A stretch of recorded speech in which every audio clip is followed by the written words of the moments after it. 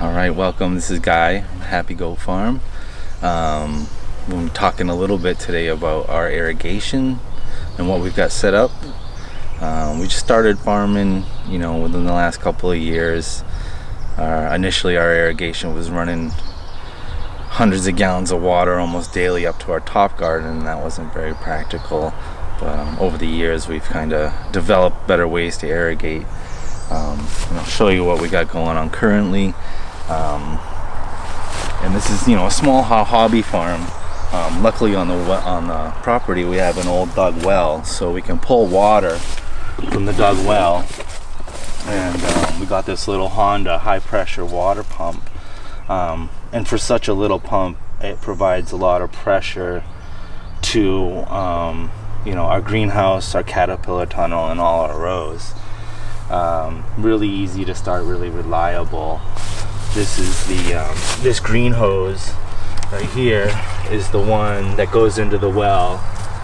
Then it runs to the pump, and into the blue hose is the outtake that goes to the greenhouses. I can fire it up real quick and kind of just show you. It's easy to set up. It does have a kind of a small tank, which is kind of the one thing about it, that if you're watering, if during dry season, if you're watering a lot, you probably only get like 2 days out of a tank, so you'll have to come and kind of fill it up. And also, we're pretty lucky. Our well, I don't know if we're low on the water table or what, but we can draw from it a ton, and it retains its capacity. It keeps continuously filling, so we're fortunate. Even after a drought season, our well stays pretty full. So I just turn it on, hit the choke, put it at half throttle.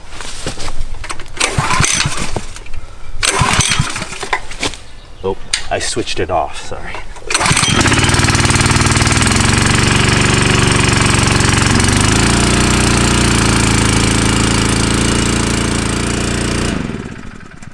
So that was basically it. It runs, super high pressure. It's amazing. We have about, like I said, over here we have the two greenhouses.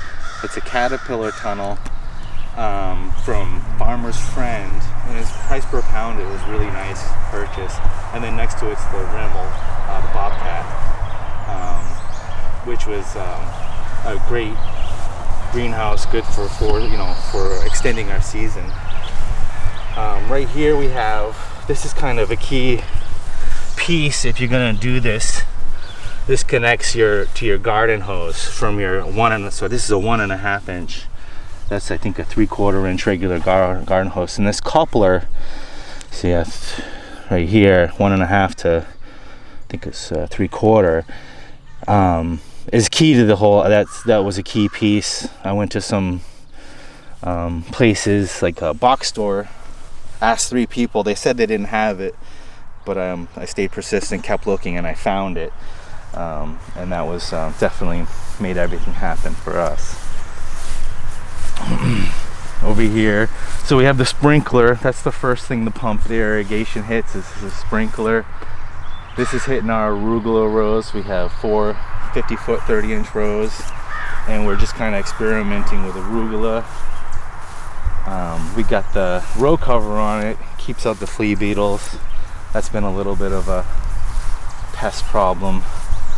So we have 4 50-foot rows, and the caterpillar tunnel, 4 50-foot rows, and the greenhouse. The greenhouse is 72 by 16. The caterpillar is 50 by 14. And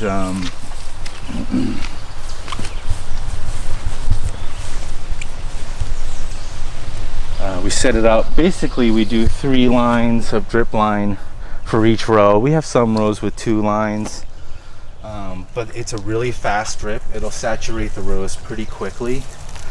And you can see there's several different ways to block off the ends. We have little stoppers here that came with a kit I got from Johnny's.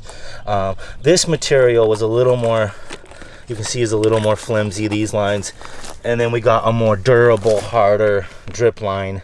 And you can see with this ones, I just folded them, and then I just put the, just in like that, and it stays quite well. You can use a rubber band, clips, anything you want. Just it comes with some stuff you can hold them together like that, but you can really use anything you want.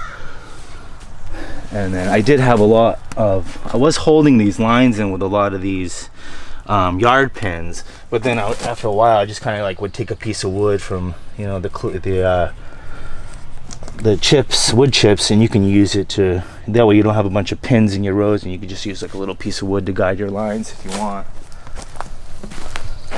And we'll go through, and Heather will go through and explain what she's got going on the rows and how we did all that. But, you know, rapini greens, lettuces, all started from seed.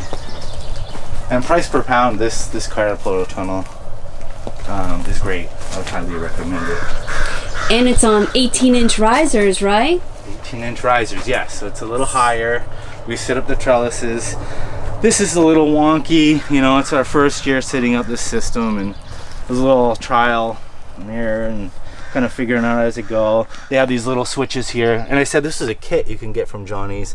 So if you have a problem with a row, or one row is getting too much water, you can just shut it off, and while you got the other ones running. So that's pretty convenient. And that little pump will pump, you know, provides enough water for these two.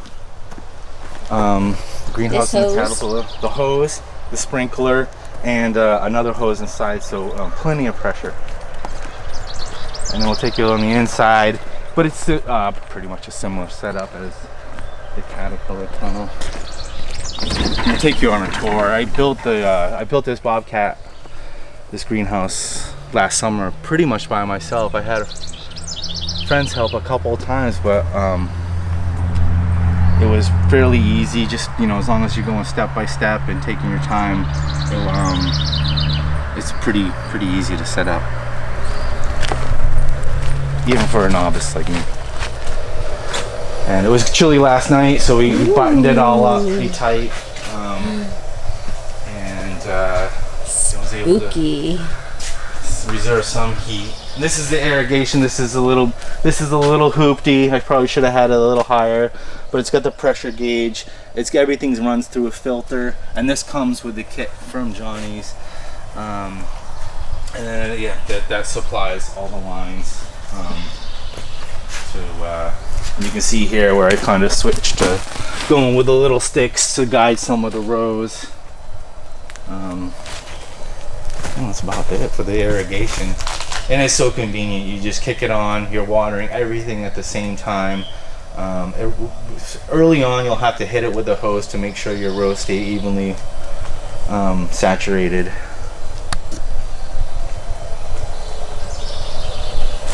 But that's a basic run of our irrigation.